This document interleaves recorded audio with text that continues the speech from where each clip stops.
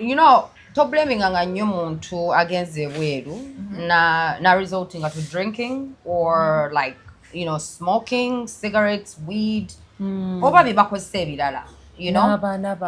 So ekizibu ekibeerawo nti kati nze for example I reached a point whereby sikola sente sirina sisobola kukola abaana nga banfukidde abaana nga okukola abaana bw'oba tubatadde ku daycare toyina g'obalekera so either obatwala ku daycare oba osigale waka nabo oleme kukola kati ate bw'obatwala ku daycare ate no gye njogerako nti ya Munnayuganda bana Bannayuganda bajjajja tubayita bajjajja babeera mu mayumba nga azze just kulera baana talina bipapula just alera baana mu nyumba naye nga $25 buli mwana nze nina babiri ze $5 kati we zibeera $5 nga nkoze 8 hours nkoze nga $489 ogateka amafuta $10 oba 2 zentadde mu lunaku mba nkoze mmeka oba tokoze okoleredde kuleka baana ku daycare naawe kugenda ku mulimu so I reached a point whereby I got into some kind of like depression ndaba life sigitegeera ndi masikini nga sibitegeera so nga obeera n'aba you stuck with the kids tosobola bavaako wadde mita 2 balina okubeera around bwe kaseera bw'obaleekani obaki kati omunange ogula ka Hennesco n'okateekaawo wawulira nga stress ekuyitira ng'oyiwayo abaana ne bakulekanya batya ng'odda ku social media yo ng'osirika okitegedde so kati abantu abamu just alina okubeera wakiri ne kawayini oba kaki mu nnyumba nti waafunira ka chance wakiri akubeeyo ka short just akakkanya ebirowoozo kubanga bakola leka nkubuli eri teriyo there's no life like there's working yes it's like 95% working and 5% maybe kusanyukamu because ne wobo zina sente zisanyuka sente toyina sente ne wobo zina sente zisanyuka you remember the environment itself does not allow you because katogenda chakala nani nga bantu bali ku shift goyinza ofuna off nga ate bantu bo chakala nabo bo tebalina off yes noga kati ngende mu mall bwomu nogera mu mall n'otana abamu they get addicted and they start shopping therapy shopping therapy nagulenga teza akabiyengo ese nazimalira mu ebyo just for therapy nagula zi Gucci nagula zi Armani just ngama nkola nnyo wakirika nange kana fune material things ezinzizaamu kumanyi okitegedde so people work extremely hard era bwoba olyanga olya sente z'omuntu bwewe zirya ng'omanyi ti sente zino either zibaddemu ne ku maziga buzibaddemu okulwala kubanga abantu balwala emigongo omanyi gwe okusitula omukadde kati ngaze namboozi labaka size kennina bakutaddeko omukadde aweyinganga kilo 140 oba 150 oli wamma kati nze I weigh 50 kilos which is 100 pounds kati nze wa 50 kilos nina okusitula omukadde owa 165 mujje ku buliri mutuuze mu kaweerucheya balina engeri gye batutraining ambu engeri gy'omusitulamu obu wherever naye mukwano omugongo gusobola okukumenyekako nze kyekyanzija mu bakadde kati nagamba nze ku myaka gyange emito ono omusajja ali mu evening hours ze anaatera okunnyuka nze ndi muto ndi mu prime hours zange kati mmenyeko omugongo olwono anaatera okunnyuka ati oyagala akasente sente tezisinga bulamu ate bagamba abamu mbuno bali ba racist bakuvuma nakuvuma you black you monkey kyokka nga olina okugenda omulabirire ogenda omujjanja oba omuwa eddagala oba omusangule omuteke ku ttooyi omunaaze naye nga bakuvuma don't fucking touch me I don't want these people nekatandika okwekalakasa kyokka gwe kalina gwalina omulabirira twokakubeko naye nze nga mbuvuma gamba gwe tonsinikirako binnyo byo nga n'oluganda ndwogera nze oluusi nga mbuvuma ne mu luganda naye nga mu luzungu mugamba if you either allow me to work on you or you stay in your poop you want to burn your bum wakitegedde bw'onvuma nga nkuleka nga gakwokya omanyi bo bavunda bakyali balamu abazungu emibiri gyabwe sikini yabwe embi nnyo nti omuzungu gyakoma nga atudde ng'afuna ebituli mu mabina nga bafuna ezo zibayita bed sores ziruma jjukira babeera mu nappi already diaper kati bw'oyafukira diaper ngirimu omusulo ate ng'otudde omusulo guba gwokya mabira kati you be rude to me I will let you sit in your era bangi nnyo be baleka ne batunda olwokuba buli good n'akaleka mu bbi olunaku lulamba nakakadde n'akaleka mu bbi olunaku lulamba olwokuba kamuvumi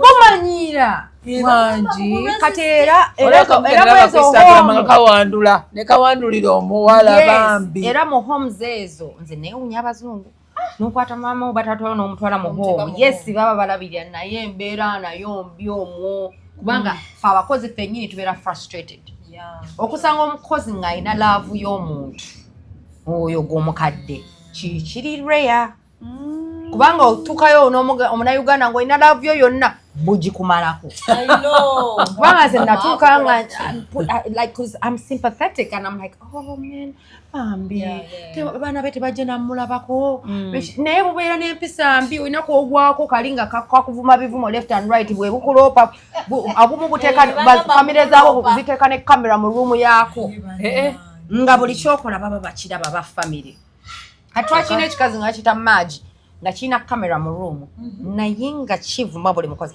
I don't like that one they don't know what to do they don't know their job naye nze nasooka nenyingira room omulundi ogwasooka n'abeera rude to me namugamba madam if you're going to be rude to me I can leave should I leave or are you willing to be nice I was straight up because me most people babeera intimidated because first of all they don't have the accent or they bapia kuva Uganda abatya names that come from the UK I know my rights you can't tell me nothing so I told her I can leave if you don't want to be nice are you ready to be nice she said oh okay go on you're right era okuva olwo nga abalala bajja ngamba I want that Robin katanga kanfudde mukwano gwako kubanga nze nakalagirawo nze tebamanyira nagamba nja kukola we katamanyira nenkola omulimu bulungi kambaza bulungi nenkalaga nti nno nze ndi muntu wa mukwano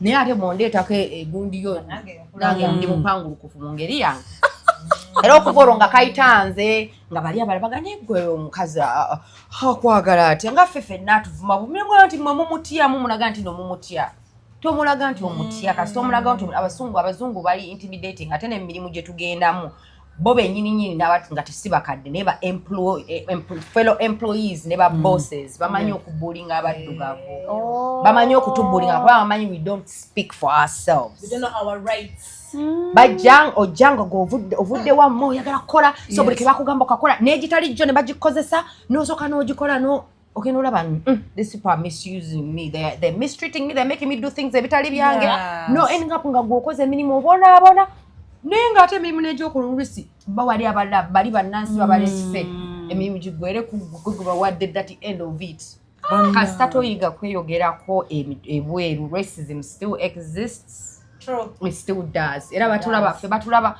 bakulabanga always we see naddala ffe abafirika bannange beera african bannange oyinza okwetamu okubeera african mu nsi ezo let me also ask they do relationship bannange mweteganga mutya nze nga I did the walking my god eri tomala geetega nze namala emyaka 2 nga nokombi hasina kyendabako Ngachali kale I was still in a relationship like I was still in a relationship with the baby daddy nga tukyayogera but I wanted nenga sina kyendaba bane babera tibala I see nothing nabagamba ngabaganda ngababa na bina otyavudde tufunye na gwonyumya naye yanze nali okufuna chance yali muna Uganda mukwano gwange yali eno najja mu America nga twembanyo already ne twegwako nali manyi tubasanga mu kkubo you need to learn a skill either to cook football there was also something else I was told olaba obeera eri n'ogenda ku app babeera ne ku zi dating app so abagala okufuna abazungu like dating apps mainly dating apps discourages actually abazungu abasinga musibangu kasogenda yeri leka nkubuulire teri abazungu abangu batono nnyo abazungu abangu kino ekitugenda kuddamu nkyogere buli mukazi oba musajja alina omuzungu bali nabo lwabipapula oba they've grown to love them. Kati nga bonofuna omuzungu nomanya nti nono kipapula naye akutwala eri ewaabwe buli kimu kikyuka. Era abakazi bolaba n'abazungu Eva babeera baaguba. Yes. Baba baaguba enviiri ziringa nga bwe zeeyagalidde bamala gambala bye baagala kubanga omuzungu yeetamanyi ebyo byakutigisa mbu nno benne n'enjala zikoma eri musimanga obeere ne expensive things. Bazungu bali cheap. Kyotamanyi abazungu bali cheap.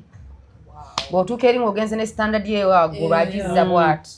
Eri emmere ebambale. Bwe mugula ssaako y'obummonde muba mumanyi nti nno erina okutumazaako weeks 2. Kitegeeza buli omu alina okulya obummonde 2 oba 3 buli bwe tuba tubulidde. So kulimba emmere ogibala kubanga every dollar has to be counted even a cent. Mu America teriyo kintu kya bwereere. N'omukka gw'omupiira gw'emmotoka wano Uganda gwa bwereere. Omusajja omuwayo 10 bw'aba akuteereddemu n'obutamuwa. Naye eri ekyuma okisangawo ng'olina otteekamu a quarter which is 25 cents. Bwe ziggwamu n'oteekamu ekirala ate nga gwagwepampingira teri akuyambako. Maama leero nze ow'ekyejo. Eri ani akugambye nti no bakuteeramu amafuta? Kizibu nnyo. Maama omukka bagusa. Ogw'emmotoka nno ogw'obwereere mu America ogusasulira. Nalaba okuteekamu amafuta kulaba naye omukka America teri kyabwereere. Zino benefits bagamba nti no batuwa yes bazituwa ez'abaana. Naye kasita otandika okukola ng'ofiringa in application y'omulimu kale wamisinga sente z'abaana. Sente z'abaana nzirya banga bakuze ako tukakomyawo kalirigo naye naye nga kyekugamba nti bw'oba wakazaala omwana balina benefits zebakuwa like EBT card ey'emmere naye busente butono nnyo tebusobola nakumazaako mwezi. Naye nti bw'otandika okukola n'ofuna application n'ofiringa waliwo babuuza have you ever had any state benefits oba wali oliddeko ku benefits zaabwe bw'ogamba yes kitegeeza bagenda kuba federal tax yo bakuggyako sente ezo mpola mpola paka we balizimalayo ze wabalyako. Gw'olowooza bazikuwadde zaabwereere. No, you pay for that money. Abazungu toyinza nakitegeera because that's why they put that question there. Wali olidde ku benefit waffe kubanga kati wamulya tokola kati otandise okukola tujja mukuggyako mpola mpola mu federal kubanga bw'otuuka ku payslip okubeerako state tax ne federal tax. Kati federal tax oyo bagenda baziggyako mpola mpola nga tomanyi zigendera mu misolo. Kati ate buno bwolo kugenda n'ozaalirayo abamu of course bigaana. Ate kati Trump yabikambuwazza. Trump yagambye kati bw'obanga oli no ne bw'osobola okuzaalayo but if you're undocumented your child will not become American. Nze nafuna omukisa I was undocumented naye nazaala mu America. Kati I think kyebagenda okukola tebagenda bawa birth certificate. Bajja bawanga birth record card ng'ettaki bwe bakola ettaki bw'ozaalira ebweru eri ewaabwe bakuwa birth record card tebakuwa birth certificate. Birth certificate yekulaga nti oli mutuuze weeru by birth. Okitegedde kati ne Trump alayo kati agenda okukola. Nze nali laka omwana wange ye mu America ne bana abayagala asylum wamuwulidde bwe yagambye there is only a male and a female. Yes. Tosobola genda mu LGBT. Nanga wonna muwagidde nze leka nkubuulire bino bya transgender biki. Abamu bavayo just that balaga those videos they keep crying. Nagamba I regret why I did it because eddagala you have eddagala libamira binyonyonyo. Eddagala be like the side effects that you get they never tell you about the side effects. Oh dear. Never. Every day you have to check those and if you don't then you're messed up. Ngade niyo kunenyigira. Mubuze Beyonce ajja bagamba. Ye kazoli. Walo wetukako n'agamba. Ya mwana koyo kumira eddagala. alina oddimira paka ate n'empiso ne bazikuwa kubanga tumulaba n'ebirevu byakula. Ebirevu byakula amabere bagasalako kati tayinako. Talina mabeere yenna yina tumulaba yafuukira ddala nga musajja n'eddoboozi lyazimba. Every day olina okubeera ku ddagala or else you're reversing. Ate kati bw'olivaako then ebintu byonooneka. Hormones nezikyakalana hormonal imbalance kati eddagala balina oddimira to balance the hormones because already you have estrogen. So now they're pumping you with testosterone. So if you stop taking testosterone then you're back to estrogen but you already have testosterone in your body so imbalance oyinza n'oggwa eddalu. by the abamu better. It's a lot of work. It's a lot of work. But I'm told they get a lot of money too. From where? Okujjako nga maybe okoze procedure negana noswinga nenga sente ojuzijjawa okujjako ebyo organization kati ngene Uganda bebaleeta okukyusa abaana baffe kitegeera abaana baffe bonna abakyuse lwakuba organization bijja ne bibafandi bibalimbalimba kati kambuuze should I blame someone waliwo abantu abagenda ebyo ne bakumonga tena China nga mazio like 4 years 5 years what happens center cost of living yabala bubi cost of living nzedde nakomawo sina wadde 10 nakomawo ne $1 lukaaga nga mabugo mbagamba ndi mabugo mbagade manyino farm bina jayogeddeko ya investment dia tewewunyanga omuntu ng'akomyeyo nga talina wadde kaalina wadde keekoledde wano mu Uganda mbamanyi bangi talina wadde akataka talina wadde kapatiment ng'akola nnyo bambi nga ne gy'abeera eri talina nnyumba teyagula akyarentinga naye ng'akola nkugambye when you see people who have built things here either baasoma n'afuna white collar job n'abeera ng'akola ssente ezitegeerekeka as long as you stay in this your jobs tetumanyi nti nno kulongoosa bakadde tewasoma obanga wakoma ka CNA gino emirimu gyonna egisigadde they are low paying jobs you go into retail otunda ngoye ezo sente mmeka zogenda okukola $12 nga 12 an hour olaba n'omukadde is low class naye ofunayo bwakiri 15 per hour naye kati nga bannansi n'asatu agafuna per hour kubanga baba basomye otegedde so there are some people who decided to go back to school and study and they make real serious money and they send that money back and they build their stuff kati then waliwo abalala babikola nti yagenda n'asalawo okwerumya naye n'asalawo okwerumya n'agenda ebweru ng'afaanana ng'akaki tagula ngoye tagula ngatto buli kasente kafuna kajja Uganda nebiri bwabeera ne braids ng'ogenda okulanga zaabayo zimala nazo emyezi 5 yes yes because let me tell you just okusiba braids olina osasula $2 nga 2 ogenda bisasula anye 2 nze nazesibanga nga ntuula mu mmiro wakire ennaku 5 nga nsiba braids nze n'enviiri nasibanga abantu mu community y'e Chicago enviiri ne Boston nga noonya mirimu nze bannange nkoze buli mulimu kwa America naye abantu don't blame anyone who comes back with nothing because first of all you will make the money but the living expense nto oloze baba bajja wano basevinga kuva January nga ajja mu December azisevinga okuva January nga either azisuulayo obanga ina account zaziteekako wano amanyi nti abamu accommodation amsasula mu July ng'agenda kujja mu December nanga wake kansasula accommodation yange manyi nti $1,000 has got I'm going to be there for a month $1,000 for the house enyumba njimaze omwezi oguddako kati ngenda kusavingayo nina okupangisa emmotoka that lifestyle they live here they work for it for a whole year just to come here and spend maybe 10 million or 20 million era tubaleke bambi nga baleke baba banyumirwe baleke banywa omwenge beefukire yes tubaleke wakusanga muwe ntebe atuule omuviire kubanga bayita mu bugubi baba sweet ne batunda bye bayinawo so that afuna transport emuzaayo addemu akasolinge buto okitegedde bajajinga so kati abamu nti waliwo abamu abagenda either agenze kubanga good stories are there waliwo abakazi nga beekoledde but also reason being if you have like let's say you have a partner husband wife the husband is doing well the wife is doing well you have kids that's a lifestyle kids abaana babbeeyi nnyo abaana beebweru ate gyeyongera okukula gyayongera okubeera ow'ebbeeyi kubanga baba basaba kye baagala ate omwana w'ebweru wakusaba ekintu olina okimuwa otakimuwa ajja genda kusomero banne bamusekerere engatto gya bayambala engatto embi banne ne bamusekerera ku ssomero mbw atajja funa depression trauma ebintu obuntu obutonotono butalimu makulu kati omwana olina omusanyusa omakinga sure baba bagenda mu kampu webeeya $6 nawe olina oginoonya abaana babagagga bagenda nabo nawe olina ozinoonya bagende kubanga batagenda mu kampu ajja kumisinga banne be baalaba then depression then nesomero likugamba how dare you not be able to pay for the kid nga batandika okukutunulamu omwana weeri takubibwa tagambaako tasoozebwa omwana weeri akufuukira ezzike asobola n'okukufukira mu face ng'ate oli Munnayuganda.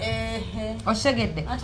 So bambi they go through a hard lifestyle, so buli muntu gwolaba nti akimakinze is years of hard work and commitment. Olyokola agasajja ne galyoka galya sente z'abakazi, olyokola abakazi balyoka balya sente z'abasajja. Tibameka twaliwo omwami namulaba n'awano ku gundi ku TikTok. Yes. I didn't catch his name, but he was talking about how yali akola n'afuna injury y'omugongo. Yali akola oba mu home n'afuna injury y'omugongo. N'agenda ne bamuwa nga ali mu therapy omugongo gumenyese. Naye nga taso bills zote zikendedde.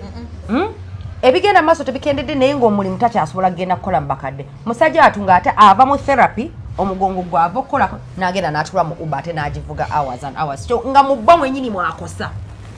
Because eri ku mulimu baba bakuwumuzza kubanga oli mulwadde tosobola situla naye ng'ate ab'e Uganda boba ne bills wakati zistopinze musajja atunatula n'atandika okuvuga Uber kyokka omugongo mulwadde kwegamba abantu bw'olwalako eri teri kulwala muntu akugamba musujja gunnuma neka nebaka 2 hours ndina shift n'agenda ku mulimu ng'omusujja gumuluma naye tasobola kusazaamu shift eyo kubanga ezo $10 zaba misinze ate 10 kibisinga ku paycheck yo it's a big hole. So tosobola olunaku lw'omisinze okukola oba olaba it's a big hole. Kyangu nnyo okubikaminga homeless ku America. Kyangu nnyo okufuuka homeless ku America. So olw'omisingamu ennaku nga 3 ku mulimu nga tokyasobola kusasula rent. Teri nti no landlord nkusaba ngumikirizaako tebiriiyo already essente oba tolina bw'osasula rent bw'obanga oli late ate ne bakongeramu fine ya $10. Ate asasudde amangu osinga ate nkugamba already tozirina ez'okusasula n'osasula late n'osasula late kati bakongeramu $10 for late payment, which means you have to make sure you're paying rent on time. Otherwise you'll be homeless. So the pressure is too much. Abantu bagetinga depressed naberanga azukuka mutima gumukuba ngena ku mulimu obulamu omutima eva gubera we guti tagala train muleke simanya bichi tosobola kubeera kawo ng'oli calm era wobeerako calm ng'ofunye kawalajuko n'okayiwa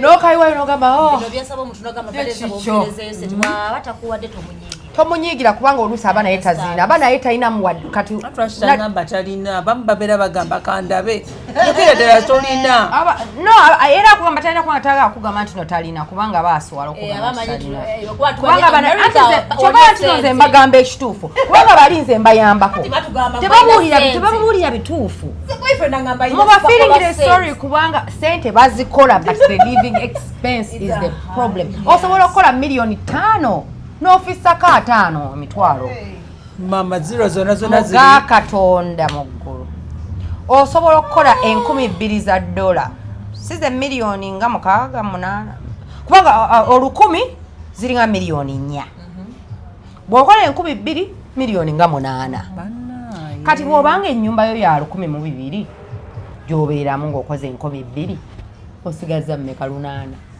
olina okusasula bills oziggyeko nga za 5 osigaza mmeka si 3 olina okugulako shopping w'omwezi okozeko 10 tosigaza 2 olina okusavingako 10 ekigenda okuvugisa emmotoka omwezi mulamba tosigaza 10 n'okiweereza Uganda abaweza $3,000 n'osigala ng'olina zero nga maama onoobusente naye bwaweereza naye nga aspendinze $6,000,000 mu mwezi gumu just si kukulya si ku ngoye ze yandiridde bills and rent. There is someone gwe nali manyi ze yali alina okulya yaziweereza mukazi we bambi namugamba kyusaamu omwezo ofunemu ekyokulya zaali $4,500 omanyi oli bwe yatandika laba busente bwompeereza ng'onjooga kyokka ng'oli yekulya zaweereza ono bwe yazikyusa nalaba nga ziri $2,000 Migati sandwich. Yes, ne fries. Ogula omugaati gwo n'ogula sandwich meat. N'ogiteeka mu fridge bino bihamu oba turkey oba chicken. n'obiteeka mu fridge n'omanya nti olina ki mayonnaise kyo n'ogulayo ki lettuce kyo n'omanya nti nno buli lunaku nga tonnagenda ku mulimu ojja kukwata omugaati ogusiigeko mayonnaise oteekeko kitake meat oba ki beef meat oba kiki oteekeko ki lettuce ogubikeko ogusalemu oguteeke mu kakonteina oba mu kaveera ogende ku mulimu gwogenda okunywa lanchi kulya lanchi ye lanchi yo kati bw'oba olinayo bubeere nga obuvudde Uganda oba bupaani obuli mu fridge ye breakfast yo so you're trying as much as you can to not spend so olya bumpwanki okubeerawo to save money ne bw'oba olidde emmere gy'ojja mu supermarket mmere erwaza bulwaza kubanga emmere eri healthy eri expensive organic food is very expensive yes that's true all processed food is cheap but then erwaza yegezza ne bazimba ne bakukanga eminankani the fries emmere ebijanjalo bubeera mu bukaani kati waliwo be bayita pinto beans oyagadde kulyawo kawunga n'ebijanjalo ojja genda ogule flour akawunga eyo waliwo ebiduuka eyo n'okigula akawunga ko kale maize flour so omusanga branded differently but kubanga Mexico bog even their bananas bituuka so kati ojja gula ebijanjalo waliwo ojja gula kakaani nga kalimu ebijanjalo byajja dda naye nga birina amazzi brine mwe bitudde kati brime oyo n'omuyiwa bw'oti n'omusengejja n'obikwata naye nabyo n'obyozaako n'otwanga obyozaako n'otwanga obisiika naye era obirya bikyawunya brime oyo anti yabipreserving obutafa aba bulwadde kubanga golooza brime amazeemu bbanga ate kyuma kikaani kati ojja bifu mbeera ekijanjalo kirye ng'owulira era kirina kyekibulamu kubanga bibadde mu brime nga byonna era tekiwunya nga tekitesinga nga kijanjalo so emmere ebakaluubiriza naddala emmere ovudde Uganda omanyidde kulya ttoko ly'omuwogo biki bana babonaabona n'emmere batuuke ne bagamba bannange emmere era abeeranda omuntu ng'agisuula abeeranda ne balinako kumukisa kubanga bo at least they easily get Ugandan food kubanga wokumpi salabedi etwala buli wiiki amatooke gabeerayo so ogula box y'amatooke ng'evudde straight waka n'olya ku matooke kwegamba salabedi batwala ebyennyanja ebikalu kinyeebwa ebyosobola obifuna eri naye kati mu America maybe abali e Boston bo because of the population of Ugandans sometimes they do get matoka omuntu nga yabirese ku nyonyi bichi then waliwo restaurant y'abana Uganda I think they now batandika okutunda emmere nti osobola ogula n'ebibeera bya bay nyonyo because bivudde eri babateekamu omusolo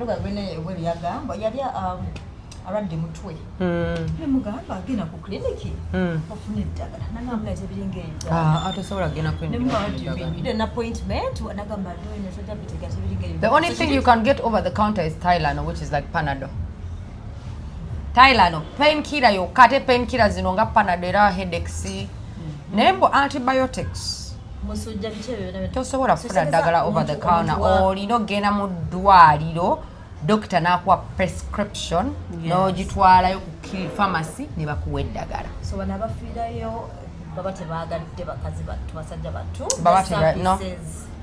baba tebeeyagalidde ze maama wange kati kambabulire story ya maama wange sinza kulekerawo gyogera maama wange yafuna kibayita aneurysm kyekyamutta naye yafuna internal bleeding mo artery she got a tear in one of her main arteries n'abeera ng'afuna internal bleeding mpolampola n'abeera ng'afuna emitwe nga gimuluma headaches nga waliwo abeera nga n'okulaba takyalaba asesa ne bamutwala n'ambulance naye okufuna MRI scan kiyinza okutwala emyezi ng'esatu appointment okulaba okufuna MRI scan so twala emyezi ng'esatu kati ate nze maama wange baagimukola naye ne bamulimba nti tebaalina kye balaba on purpose I believe me or not toyinza kuŋŋamba nti no yajja wano n'agenda ku doctors hospital ne bakola MRI ne bafunirawo conclusion right away eri ebweru ne bagamba nti no tebakiraba baakiraba naye nga bamanyi nti n'omukazi ono yeetaaga operation we tumuwera operation eri ku government ate ya bbeeyi ne bagamba ndowooza bo ne balowooza ne batugikola ajja kulivingayo maybe emyaka ena ng'etaano era afe lwaki tonona ssente eno katumuleka afe Mama wange bamukiriza okujja Uganda ku condition gye yaliko nga bamutadde ku steroids. Abachimanyi. Alime kufiringa pain oba pressure mu nnyonyi. Kyokka ng'alina internal bleed. Mama wange yagenda otuuka wano ng'already mufu. Yamalawo omwezi gumu n'afa. Naye yatuuka wano mu Uganda ng'already mufu. Kubanga yali already internally nga bleeding naye nga bamutadde ku steroids nga bemuyambye okubeerawo omulamu yamala omwezi mulama nga alinga omulamu. Yafunirawo stroke. N'agenda. Naye nga bagamba tebaakiraba batya. Ate ebyuma biri eyo. Tebya Doctors Hospital byo byamaanyi nnyo ebyagiraba kino yali aneurysm. Naye omukyala yaŋŋamba Robin namuze mpulira waliwo ekinuma naye basajja baŋŋamba tebakiraba naye ndi mulwadde mpulira ndi mulwadde. Naye nga bo bagamba tebalina kye balaba. They just killed her on purpose. They knew. Kubanga yagenda n'abagamba am I okay to travel to Africa namugamba okay ne bamuwa steroids nga bakimanyi waafiira wano ewaabwe asobola okufuna ebizibu from the family waafiira eri malwaliro g'e Uganda. There is no way they can pin it on them. Mukazi watu yakapooti. So eddwaliro tomala galiraba. Tide boogera mu nti bw'oba tolina insurance nga tolina na GP kubanga UK balina general practitioner. Mu America nabo balina nga bw'onobeera ne private doctor wo olina okubeera ne doctor wo like community health like ng'omuntu ugye doctor yo ogenda naye okumulaba buli bwetaaga obuzibu. Togenda mu ddwaliro ddene kubanga eddwaliro ddene eriyo just accidents and emergencies. So now if you don't have insurance and you're really dying, then that means you have to go to accidents and emergencies. Yes. And if you go to accidents and emergencies, ojja kumalawo essaawa nga mukaaga olinda just kulaba nansi. Ekitegeeza nange bali balina okunongooza tebannongooza lwakati ntegedde. Nange nagenda mu emergency nga fa. Bwe batuuka ekiro ne bagamba bagenda kunnongooza. Naye ndooza baatunuulira. Tolina insurance. Oli foreigner, ndi visitor. Oli visitor. Ne bateeka ku painkillers. Then doctor n'alyoka ajja ne bampa ekipapula nga bingi nnyo bw'ebiti. Ne balyoka banzizaayo eka kyokka ne banzizaayo eka neera ne mpulira pain. N'alyoka ne nkomawo e Uganda. Nkugambye obeera ne chronic illness n'ekuttiraawo nga just because, not because there's no hospitals, it's just because the access to the services is like era so kati bantu bangi nnyo ababonaabona abali eyo balwadde naye ng'omu alwala nga just okufuna appointment ogenda olaba omusawo alina omala emyezi 3 okulaba specialist oyo just okufuna MRI gamba n'okola scan ng'ekyanewunyisa mutudde mu line okoze scan and then you have to make an appointment oddemu musasule just okulaba results oba ekigenda mu maaso. N'ebino ebya Uganda munaye okola scan n'ogende omusawo munaye wali eri buli kimu per hour omukozi bamusasula per hour. Kati specialist aba alina okukola lese for example ekyo ayinza okujja ng'akoledde eddakiika buddakiika nga balina omusasula $5. Okitegedde kati ebintu ebyo like obulamu ebweru munnange olina ogenda ng'oli mulamu naddala bana abatunda bina waliwo tabyogerako but waliwo n'abuuza ekibuuzo waliwo abantu abatunda buli kimu naye ntunda ettaka amanyi kwanga bina yanga mabamu bakugamba nti there's good life this side they don't warn you nti no there's neshing nga bogambe nti no oli amanyi tunaneshinga natakuyamba nako nti kale kola ne boti but they make you know the good life they're talking about is the beauty of the country period. That's the good life they want me to see. Nze leka nkubuulire the only upside nze nga kyendaba mu nsi z'ebweru systems zaabwe ziri beautiful. Okitegedde the country looks beautiful, they are advanced. Ova mu Uganda ng'ovudde mu kyalo n'obeera ng'agenze mu kibuga naye ate okubeera mu kibuga kyakusasulira. It's exactly what it is. It's like you're going into the first world, but to sustain the lifestyle of the first world, it's costly. Yes, so you have to hustle. Ite gere bangalo bunani. Togena na tamiro lyoja ending up the street. Kubanga eri yokera teri kutuuka late ku mulimu. Bw'otuuka late ku mulimu bakuwayo warnings ezo bbiri nga baakugobye dda. Bannayuganda tetumanyi keepinga time naye ebyokubeera leeta oba olina obiggalawo oba olina okuyiga you have to relearn everything that you knew in Uganda. You have to relearn it. Tebajja bawulira ano mu comment section. You relearn your life, everything, and you become a new person. Yes. Era olwo omuntu yagamba era oyo omuntu yennyini oli omwami gwe njogeddeko omugongo yagamba abantu abagenda e Dubai, Abu Dhabi abo be bagenze ku kyeyo. Omuntu abagenze London, Canada, America aba asenguse. Kubanga togenda mu America kumala emyezi 6 mbokolera emyezi 6. Tosobola nakolayo gumu mwaka. Kujja ko ngogame tukagenda ngenda nyumba ya mkwano gwange ngenda obera musigenda kupasuinga bipapula ngenda kukubayo bukubi kano ka cycle visa yange nga tennaggwako nzuleyo kasto overstaying stamp yo awo osenguse ngoina tandika kuyingira bulamu bwabwe ku learning engeri ebintu byabwe gye bikolebwa era we bikulema Nenjagala ko extending at overstayed so then it were late by just a few hours. Okay, she's supposed to be out of our country now. Yes. Ate kati Trump yatandise bagoba abaspaana boy abakowa nnyonnyo n'Abanigeria. Neighbors n'abaspaana bangi. Abanigeria bababbi okamala. Abaspaana balidde sente za government ozimalawo. Kati kyamala batira bazimba ennyumba. Wala bazimba next to us nga tuli Texas. Naye nga bangi nga balinga nga 10. Abaspaana, right? Chichi. Baba no mwana nga 8. Government webenge buli mwana emuwa $2 baba no mwana nga 8 nga 5 bona under 5. Kati bikana nga bakowa $2. Ezo ziwera setembe kasirwa 10 just mu benefit. Bagala okuzaala bali kwanga bakazi tebakola. Basajja be bakola kati abakazi bo omulimu gwabwe kuzaala kubanga bali hone abaspaana bali hone really Katonda bali hone abakazi balina kasagazi jaje na for the first time nalabako omuntu nga muspaana nga nabo babose meet bali bazimba babbi abo atikati abo bo be basirika beeri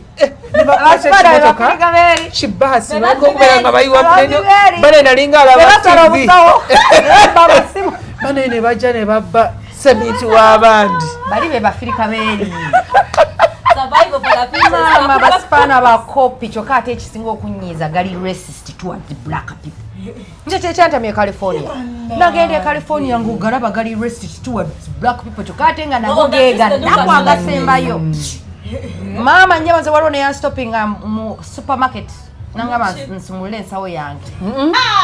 Aloza nina kyenzibye kyentadde mu nsawo y'omwana wange. Bannange navuma omukazi. Navuma omukazi nenyimyawo nemuvuma nemuwalabula nemuvuma nga bwe nfuluma bwe nkomawo nemuvuma nga okulira obusungu nga ndaba ono yennyini naye mufirika. Kyokka nze gwa targetinze. So ogenze noyogera ku ky'abaana bannange raising kids there. Especially discipline.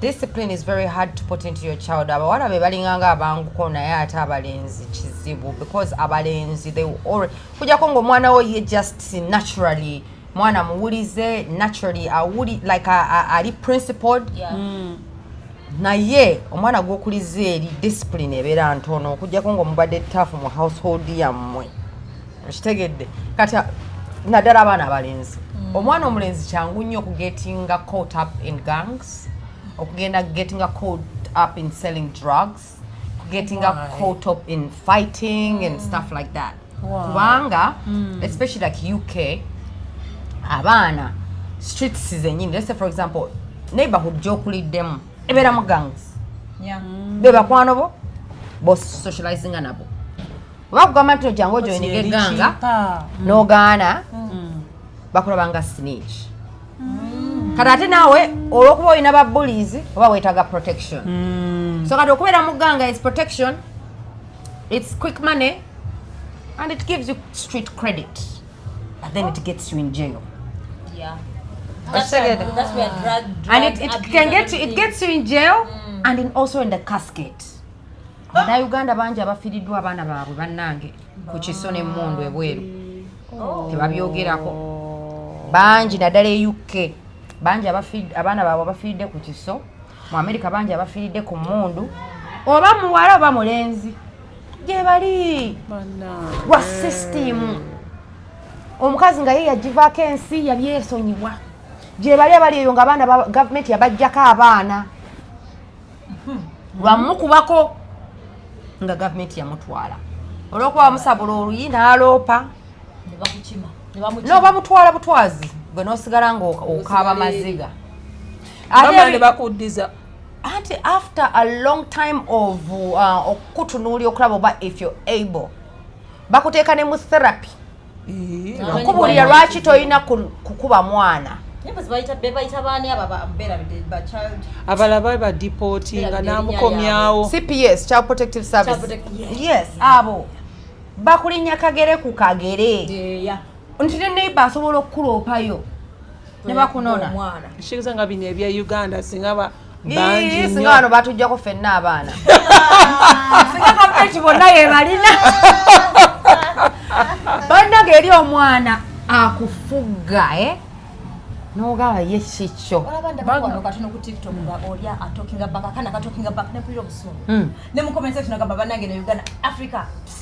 oli omwana ayinza n'okugamba shut up mom don't talk to me you're a bitch mom kids call their mums any names they can era omwana ddala kati olaba bannayuganda abamu balina akajanja abamu they deserve it atwala omwana ng'alina emyaka ng'esatu oba ena olw'okuba alina amaalo nti omwana amugje mu Uganda n'amutwala e London olwo omwana mu Brit anti omwana mu Brit tebamukwatako anti omwana mu Brit ali bw'ati n'aweza 17 n'amusabula oluyi don't talk to me mom ng'omukuzizza omubiitabita olw'okuba British kid American kid oyo yennyini gw'okuzizza bwato ajja kukuba oba ajja kuvuma ajja kusibisa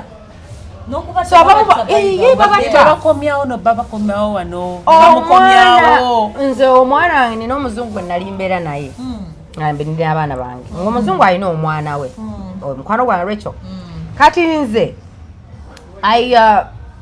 abaana bange nze nga mbakuza kina Uganda bwe tubeera mu nnyumba yange ewaka nja kukuba oluyi nja kukuboggolera nja kukuyisanga nga Uganda kati omukwano gwange omuzungu yaŋŋamba but you treat these kids like they're still in Africa.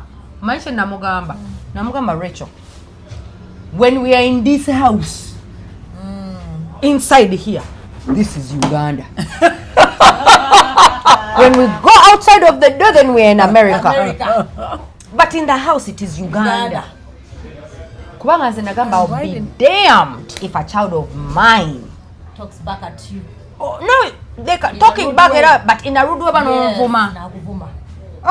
Bana bayinza okunsiba bandi kulopye ati bayinza okunsiba kyovola ntino nagamba court kantwale abaana bange mu America Uganda omuwala mu America fena bwe tuba twagala okufuuka aba America tulifuuka naye njagala mutabani wange akulire wana aliddayo nga ali 16 because awo omutadde mu discipline omwana I would advise anybody if you want to take your child take them before they're 18 because it's easier to process the papers before they're 18 abatanafuka adult so between 15 and 18 is the best time to take your child because then they've gained the discipline here and then when they go there again nga manya ino omulamwa gwagenzeeko omwana gw'otutenga muto nze kyanyamba nali nakulira wajjajja wange nagenda nina 13 naye nange nina time gye nalalukamu nga I talk back because I saw that it's liberty you can talk back mama wange lumu yakwata perfume na jinkanyugira n'ajinkuba nga talking back to one of my uncles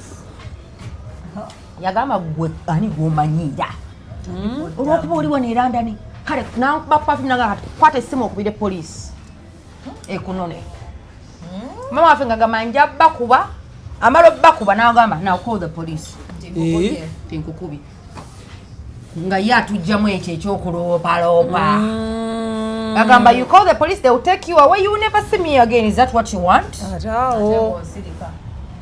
fe yatukuzanga atugamba temusiri waramba okubira police then ate abantu benda abamu ababeera ebweru abakola n'abazungu there is even one gwe nasanga nga yeteekamu eddagala ly'okweyeresa why didn't you do that? Bagamba mbobera weyerusa mbu tebakola ki tebakubola. Nze nambooze neeyagala nnyo ne wandibadde nze akawala kasingayo obubi mu Uganda singa era ndowooza nze asingayo obulungi kubanga nze ni mukazi mulungi sobola kukwata ku face yange era nze the most I use kati natandika company nenekolera oil wange anti-aging oil CBD infused oil.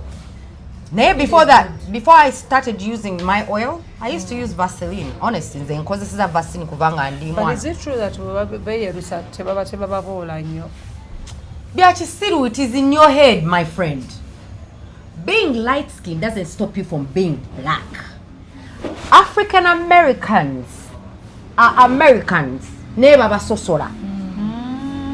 African Americans, most of them bali bachotara na buchotara kubanga bali mu oluzungu bali mu oluyindi, but they once you have mu America you baita one drop rule. If you have one drop of black blood, you're black. It doesn't matter if your dad is white and your mom is black. You're black as long as you have a drop of black blood, you're black. Colorism, my dear. You're biracial. Toibera kati oraba America azaliddwa generation and generations American from slavery era nabo bababola police ebatta buli kaseera olw'okuba baddugavu kati gwe omufirika ne bwe weeyulisa oddamu you will always be African ne bw'ofuna passport zaabwe green book blue book red book you will forever be African and black. Here you're white but inside you're black. Ate nga ne cancer ng'otadde ne cancer mu mubiri skin cancer. Ebizigo birwaza skin cancer, eddagala lirwaza skin cancer. Long term they're all gonna have chronic illnesses. Your organs are gonna fail. Eddagala oba likola ki kati sitabira eddagala lya muzungu lina side effects. It's bad for you, so you have to do things like detoxing in your daily lifestyle. Detoxing should always be part of your lifestyle. Kubanga tumira amadagala naddala abantu ababeera ku madagala nga alina pressure alina kino. Find ways to detox. Fe tutunda moringa ne cypress kakomera. Moringa kayamba with blood circulation, kayamba with detoxing, ne moringa naye ayamba with detoxing ne chronic illnesses nyingi nnyo. So lifestyle yo oyina ogikipe naddala abo ab'ebweru like nze okusalawo okuva ebweru. Ate nti nze first of all bwe nasookera e London nendaba nga London tekiggwa nengamba mami nze njagala genda mu America nasooka ngamba tuleke family yo nze baganda bange bonna buli omu abeera bweru bonna babeera London kubanga ffe ffenna gye twakulira era baganda bange bonna nze kanzaali e Uganda naye nze I think it's always been my calling like to be home because nava e London nga njagala genda mu America to be a student era nasooka kubeera wano for 8 months. Then nengenda mu America. When I get to America, becoming a student, I always want to come back to Uganda. Kati when I come away Uganda, joining our entertainment industry, it was one of those things where I had to force my mom to let me. Nemuga mommy, I can get a job. And the reason she let me is because I told her I can get a job in a month. That's how I got the NTV job. Nenga tiketi yange yali ya mwezi nanga bw'otagufuna mu mwezi ogwo ng'oddayo. So I looked for that job and I got it. That's how I got to stay. Nenzirayo era nga yanzizaayo naye nga nze omutima gwange guli wano. Okitegedde? Because me personally always it's like kulinga ng'okubikulirwa like I personally feel like I'm more of use like nino omulamwa nino obuvunaanyizibwa wano nsobola okuyamba abantu nga ndi wano e Uganda naye ate eri nze yali yeetaaga obuyambi. I was the vulnerable person there and my personality is I'm an independent woman. Right. I'm a hardworking woman. I don't like anything to restrict me or constrict me. So Uganda was the best place for me to be. And there's freedom. And I'm not like Zinembozi Sizogera who discourage people from going because experience is a teacher. Nze to know a lot of things that I have is because first of all I studied so maybe engineer nenkowa nasoma nenkowa. Oshegera ate nga nkyasoma kuba nino yingira parliament. So nkyasoma nina okufunayo degree endala mu governance and social work eyo nja gikolera wano MP. Yeah, woman MP to be. You need not kuyingira kwa kati era nagenda olaba kati mu America sina gwe nsobola kuyamba nze again nzasa obudamu. So yagala obere MP oyambe like njagala kube already nyamba nze right now even in my community nze nina organization nyamba abantu. Nina family mbalisa. Nina omwana gwe school fees, abana besa school fees. Oshegede because I'm a community person, like I have a bigger purpose than to get a green card. Oshegede mama wange she died British. Yeah. But her passport wali kunganya from London. So yeah, it's of no use. Ere dambo balizika wano tebalizayo UK. Robin kankubuze. You will go get our tugaba. Wakambole alpha what? Female. I remember that story well. Yeah. Kakati. Yeah. To the love life a bit. Omuntu waffe gwe twayanjula. What happened? Oh. Mama. Nze golaba ne mu media nali kuba abamu kuba yomba nga barati bakukubi ate no dayo no swaza. Mwana nange neswaza. Ninga babagala tusanga yo chicho. Kati na swala. Nange naswala. Naddayo. Naye omutima guno mwana gwambwa.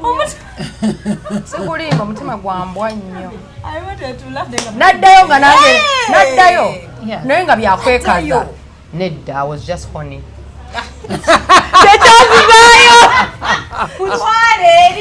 Honestly, there was nothing. Because even the relationship didn't, like we got back together, but it did not even last 3 months after we got back together. But then now, how did you sort the honey after 3 months? I think I was still in love and I was just horny and I was like, come out. Come on, ndaba techina je kigenda. Oshegede. Chai techina je kigenda, so nesoka nembyesonyiwera na toba even when we ended things. I never told anyone, but we ended right at the beginning of the other last year. Yeah. The beginning of 2023 is when we 2024. This is 2025. Yes. So February 2024 is when I ended that relationship and I had gone back in December. Yeah, so then February. Nenga bakubira chinga, it was just a habit. No, just to no. In fact, that was the first time. Like ngabo manyi twice. But why were they saying drugs? It wasn't drugs. It wasn't drugs. No, it wasn't drugs. It was one of those things whereby he was drinking a lot. Okay. And the argument came from me I kept on telling him why would you be drinking every day? Because like, look, we all drink, but drinking every day is a habit. It's like, that's a drunkard. And I can't be with a drunk. So I would ask him, why are you drinking every day? Not that coffee spirit? So in the midst of me whole month bugging him, why you drinking? So one day was a trigger. And I said something that was very triggering. Before we know it, punches, and then I ran out obviously of the room, so I wasn't too hot, but I was hot. Yeah. So but then of course I think I still had a soft spot and I was still confused and ngabo bimanyi. Naye era nalaba nadayo nayenga just ngabo it was horniness honestly, because once it wore off I was like, what am I doing with this little boy? What am I doing with this guy? You can't spend a month without sex. The way you're No, it was his sex. I can go even a year without sex. Right? But I think it was his sex in general it was good. It was good. And if he came back. No. Actually, I've matured a lot. But it's okay. No. Oli kwegamba. Yagwa nesoka nenkula nengena ne mu church nesabira ne kirenzinga nensaba mukane nga mukama nkwegayiridde. Nkusaba taata. Nkoye ndetera ndetera omuntu gwe ngenda kale nange ngumye ngenda kukakkana mukama ngenda fuka mukakkamu nange ngenda kuberekerawo okubeera naluwaliri nemusaba buli kimu ate kituufu era ndi no sinyigirwa mu ttooke nedda nali simuyisa mu maaso he was bad mannered period for him he was just bad manners because me I'm a good woman era abasajja babadde nange I'm a good woman honestly and when I love too hard yeah but he was just naturally bad mannered era twalite tusobola genda fena so ne what time I prayed to God ne what time kama nandeetera King's Richard nze nali njawo ku TikTok nga batandise okuwa omanyi banvuma n'obalumya nembalumya omujjayo nomwabupeke ningamba te nzijukira oli nga nebatandika lwaki okwana obwana obw'abantu obuto ogamba nzabuzaala bwe bwe bunkwana nange it's okay for me to date a younger boy sweetheart if it makes you happy do you age is nothing but a number age is nothing but a number olabe ku TikTok ze age is nothing but a number but now this at least my man I'm 4 years older than him now so it's a better difference because he's 35 I'm gonna be 39 so why do they think he's in his 20s I think he's because he looks young but he's 35 he's 35 and now at least I know I'm dating within my age bracket or like within my generation so to you age doesn't no like it's not like I've dated an 18-year-old when I was 26, I think. You were 26 and he was 18? Yeah. I did. So, to me, of course... Have you ever dated anyone above, like, you know? Yes, I have, and it was boring.